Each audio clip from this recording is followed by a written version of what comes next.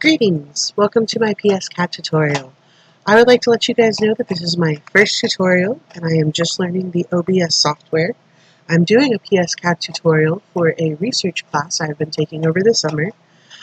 For this research class, I did some utilization of this PSCAD tutorial playlist that I really enjoyed, and this initial tutorial is going to look very similar to some of his. It's just I am using a more updated version of PSCAD, and I thought I would give making a tutorial a go. But these are great tutorials. Please don't feel like this is the only one you should watch.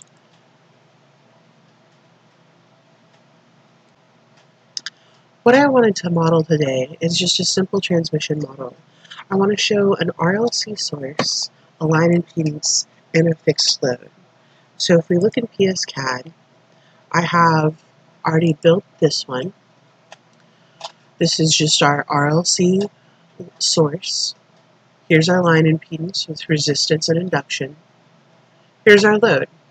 I have a multimeter right here. This is an amp meter, voltmeter, and all we're going to do is just build this simple circuit. So once we have our model built, we're going to run the simulation. One of the best things about PSCAD is that it can give you a lot of information very quickly. What we're going to get today are these graphs. This looks super dense, but the nice thing about PSCAD is that it's really simple to just click and zoom in on a box. Now you can see the three-phase. It's a little bit more clear. Same thing over here with the voltage. Just click and zoom. We can see some of the transient behavior of the system. And over here we see our power and our reactance. So these are our goals, to make this model and then to run these simulations. Okay, so when you open PSCAD, you have the start page. It has some updates, news, support.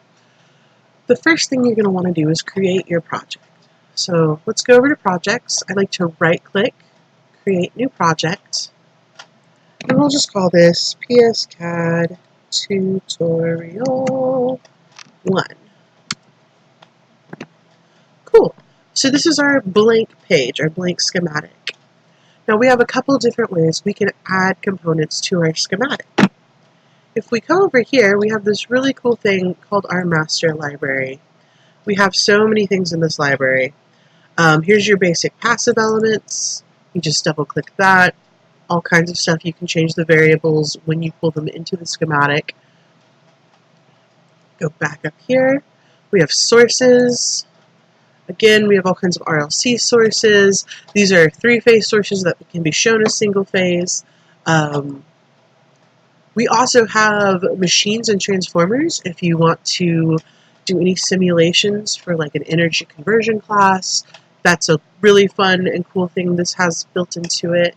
So there's just a whole lot of things here. Here's some logical gates that you can simulate within PSCAD just from this one master library.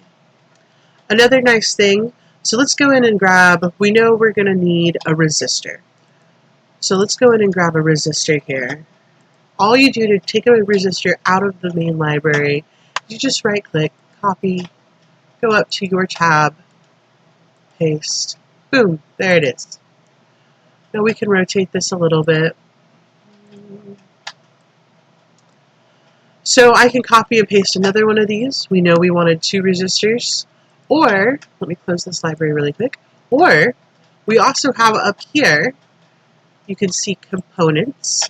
And look, we have some simple components that you can just grab and place right there. So that'll be our line resistance. This can be our load resistance. Let's grab from our components an inductor. Now another cool thing PSCAD allows you to do is to highly customize this toolbar. So if you take this little drop down arrow, you can show more commands. And I have actually chosen to put all of these commands here. I like the commands that are actually drop-down menus. So, for instance, the simple components right here, I don't have to, you can put individually an inductor button here, a ground button here. I sort of just like using the drop-down menu. I didn't mean to hit wire mode. So that's how you toggle this toolbar. It's really handy. I really like using this for my orientation rotators. It's really nice to have your meters right here, but it's also really nice that you could customize the crap out of this. If you wanted to go in, say you find yourself using, let's go down to our schematic models. Maybe not, maybe our schematic components. Say you find yourself just using, you know what, this data label. I use this a lot. Let's add it. And we'll use that later on in this. So now it's just right here. And if I decide, you know what, I'm not using that very much anymore, I can just go back and take it off. So, having said that, we've got this right here. The next thing we're going to need is we will need an RLC source. That's not in our simple components here or here. So let's just go back to our master library. In our library, we go to sources. I think I would like to use this source. So I'm just going to copy,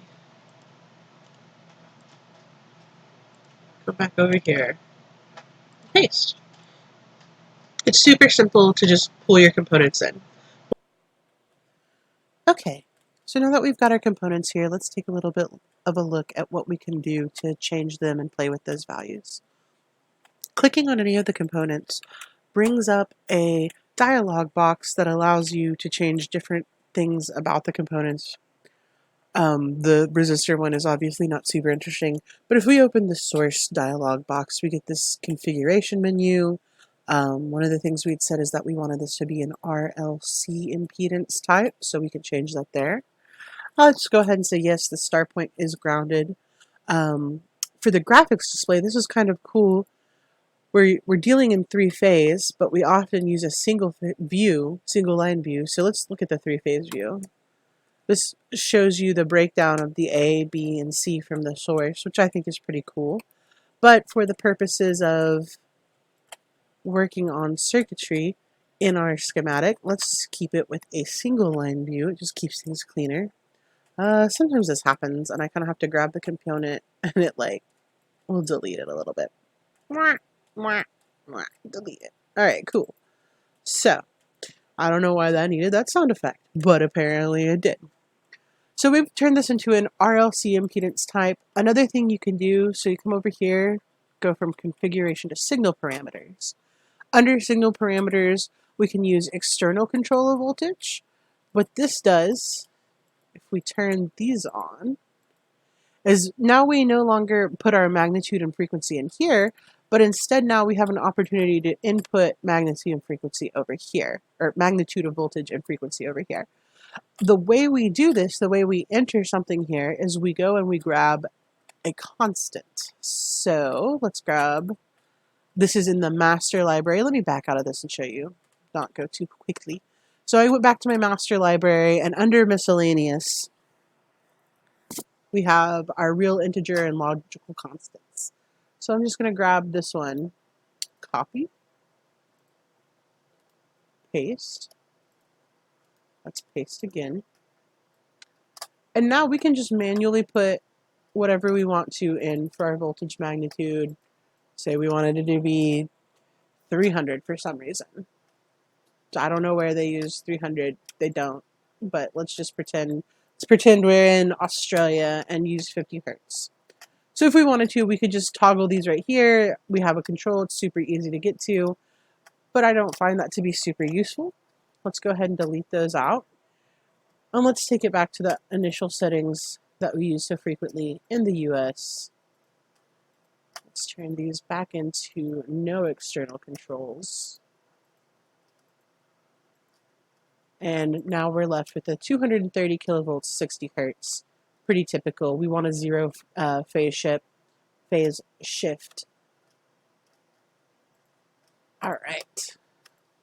Everything else in that is pretty standard. What you might want to do is say, hey, I would like to know a little bit more about this source.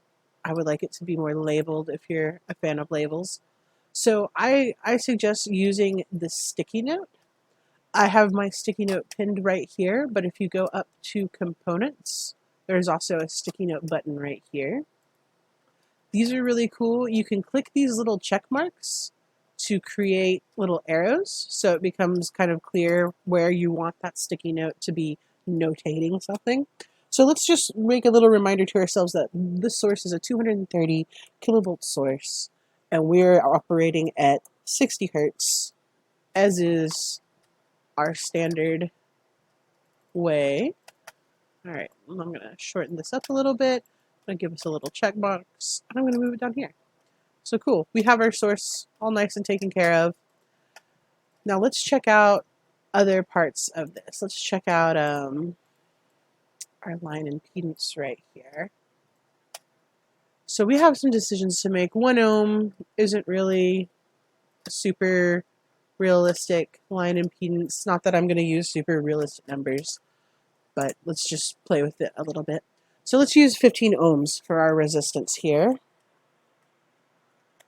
And we're going to have to do a little bit of calculating to figure out what that impedance or what that inductance should be. Let's make this 15 ohms as well.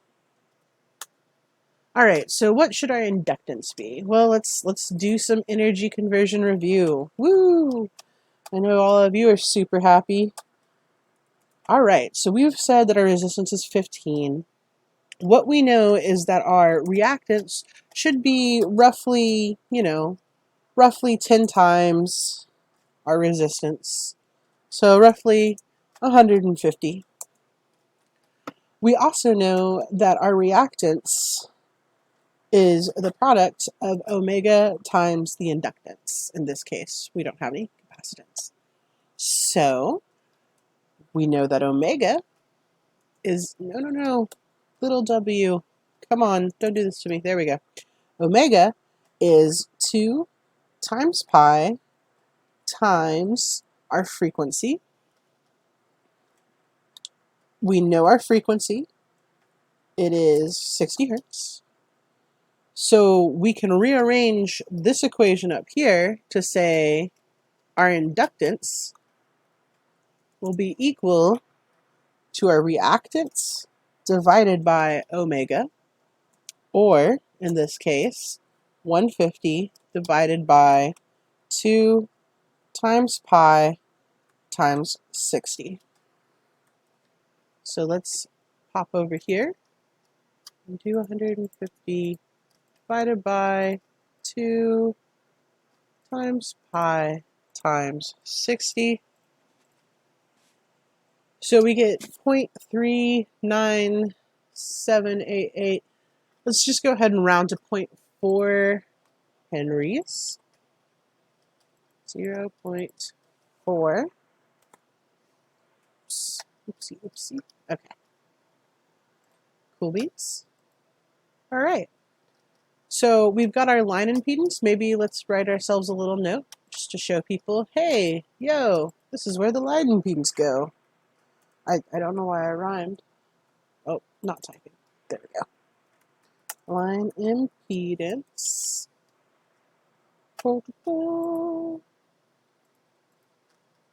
Sometimes you have to click. There we go. All right, that'll go right there. Let's tell everybody that this is our fixed load.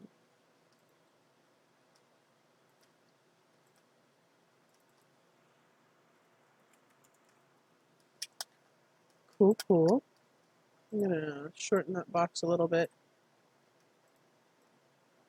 Okay, so we've got a source, a line impedance, and a fixed load. Oh, we are missing something. We have to get another ground over here. So let's do that relatively simply. Let's either go into the components tab up here, or if you've got your components pushed to your taskbar right here, however you want to grab them. You can also, again, go back to the master library for this. So now we have a ground. What we need to do is connect these. The way to do that is to hit wire mode. I have mine pinned here, but you can also, again, go to components and do this. The best thing I have found with the wire mode is to not worry so much if it looks kind of strange as you're drawing it out, but just click and then see how it kind of keeps drawing. I hit escape. So again, wire mode, click once, escape. Click once, Click once, escape. Click once, escape. All right, cool. So this is real. This is our simple circuit. This is the first part we wanted to build. We've got our line impedance, our fixed load. Everything looks like it should run properly. Now the thing that we have to consider is how are we going to take any simulations from this? Well, we're going to need some sort of multimeter to do that task. Let's go ahead and just make sure we didn't do anything crazy. Up here, you can just come up here and say build. Notice we're not getting any errors. We've got some messages here. I think it's probably telling us that we don't have any anything to show data. Okay, so we've got our model, and now we want to start doing some simulation and getting some data from our model.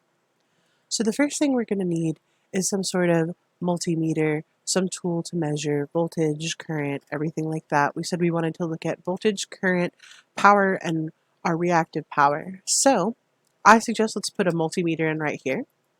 I'm going to do that by just deleting a portion of the wire. I'm going to go into my meters.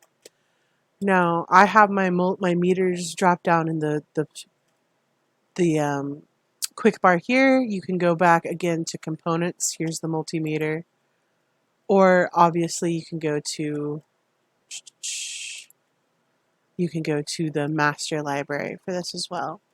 Now once we have our multimeter in place, we're going to double click it and check out what we want to use. So let's do this. We want our instantaneous voltage, yes. We want our instantaneous current, yes. Active power and reactive power. Cool. So that's our configuration. We need to go into signal names and give these names so that we can feed them out. So we're going to call this IS. Is whatever. Okay, VS, PS, and good old QS. I don't know why that's good old QS. I'm sorry. We don't really need to change anything there. Okay, cool. Okay. Now we have that there. We need to pull the signal out. So to do this, we're going to just grab our data label. We're going to change the name to IS. Now we know we want an output channel from this signal, so we're going to go grab output channel. We're just going to stick it right there. We're going to get its properties up and going. We're going to call this IS as well. We're going to say our unit for our current is going to be kiloamps. And I think that's really it. Let's hook these up with a wire. So we're saying our signal is going to go into our output channel. And now right click this and you can say graphs, meters, controls. We want to add overlay graph with signal. So that's going to pop up this graph. I like to just pop it in right here. We've got our kiloamps. We've got our signal. So this is nice. Watch what happens when we run this. Let's just zoom out a little bit. If you didn't know, hitting Control and scrolling on your mouse scroller will zoom this way. Shift and scrolling on your mouse scrolls back and forth. And Caps Lock actually scrolls up and down. That's useful sometimes, not necessarily all the time. So now watch what happens when we click Run on this circuit. Run. And there we have it. There is our instantaneous current. On this graph, you can right click and go to Zoom and go to Reset All Extents or just hit R. and it kind of gives you a well-zoomed version. The other thing you can do with this graph is you can just click, oops. You can click anywhere you want and make a little box, and it's going to zoom right in on whatever that box was you put there. So we've done our IS, but we said we wanted to look at more than that. Well, it's really simple. Now we're just going to copy this, Control C, Control V, oops, let's put it right about here.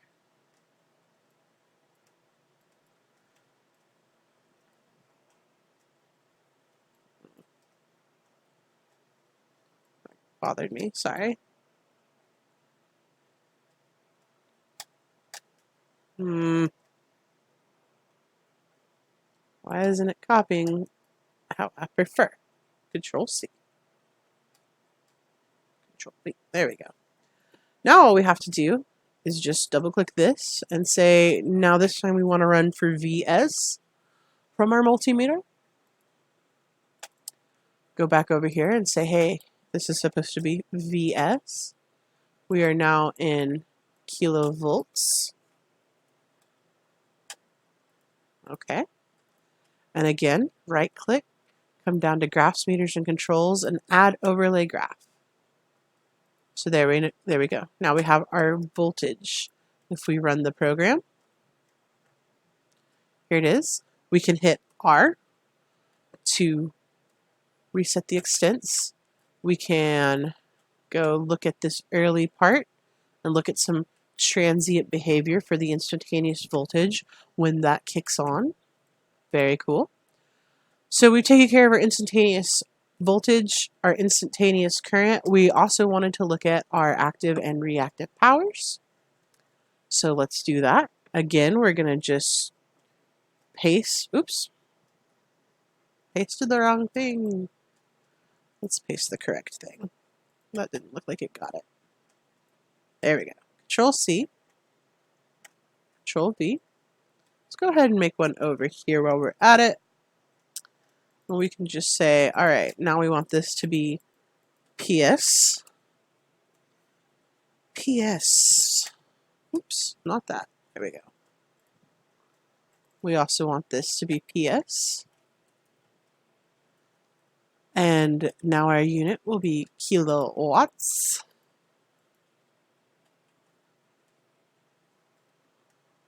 My ref name would be kilowatt. I would hang out with kilomike.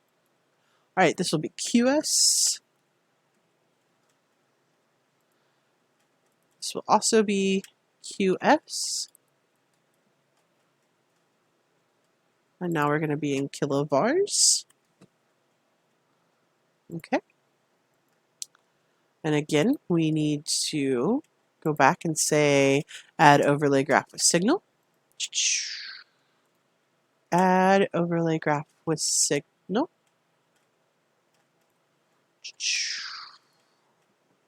All right. So let's go run this one more time. Okay, this graph looks a little wonky to me. I'm going to just hit R. Hey, now we can see it. I'm going to rescale this one too. Let's go back and reset these. And now we have a really, really good picture of a simple transmission line model where we can look at our instantaneous current, our instantaneous voltage, our active power, and our reactive power. And that is everything we set out to do today. So if you have any comments or questions, let me know. I am not a PSCAD expert by any means. I am still definitely a beginner. If you have any cool critiques or tricks, let me know.